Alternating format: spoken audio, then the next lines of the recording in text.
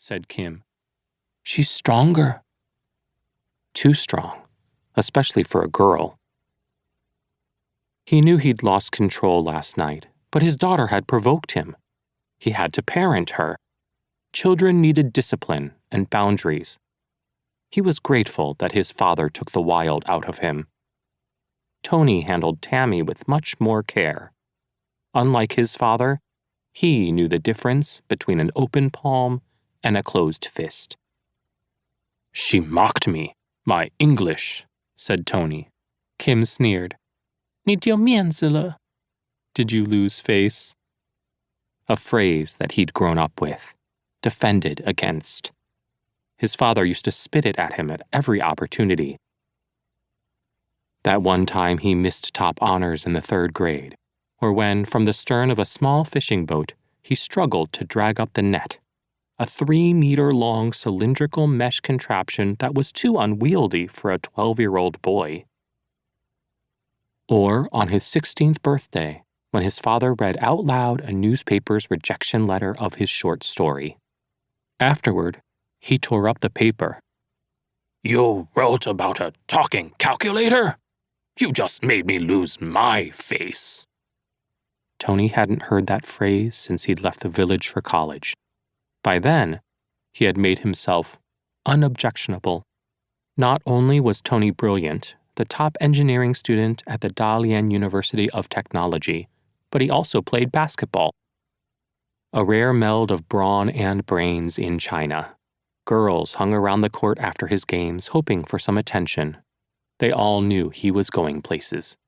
Everyone, from his professors to his roommates, knew he was special.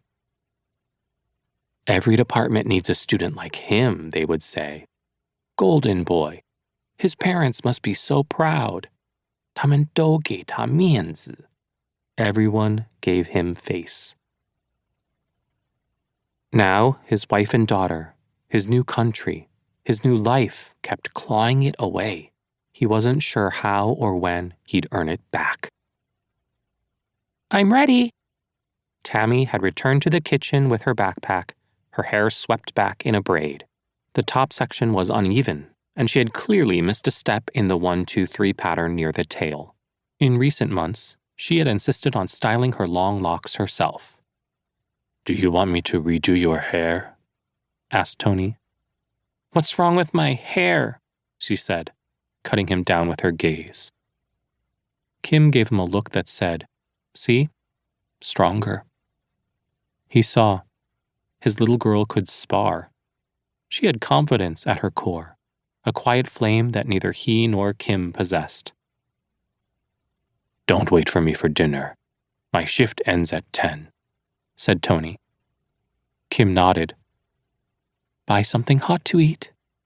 "Let's go," said Tammy, pacing around her mother. Tony held the door open as the 2 most important people in his life walked out. Alone, he fetched a pair of scissors from a sticky drawer that took a few tries to open.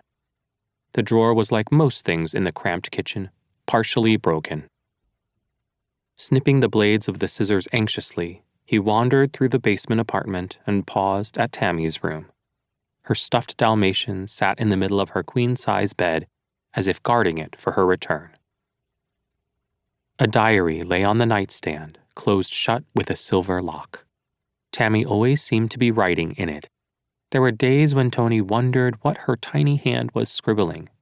Other days, he knew. Tony carried on to the room he shared with Kim. The only things that fit in there were a frameless mattress and a dresser. Even though it was smaller than Tammy's room, he never complained. She needed a desk for her homework. Tony opened the small closet and picked out one of his 3 dress pants. He had steamed them last night, but was checking for any stains he might have missed. With machine precision, he cut off the stitching that had started to fray. The material was so stiff that he had to wriggle his legs into it. He put on his button-down shirt, top hat, white gloves, and long-tailed overcoat. When he'd finished, he looked like a cartoon character, a bellhop from another century. The uniform, particular right down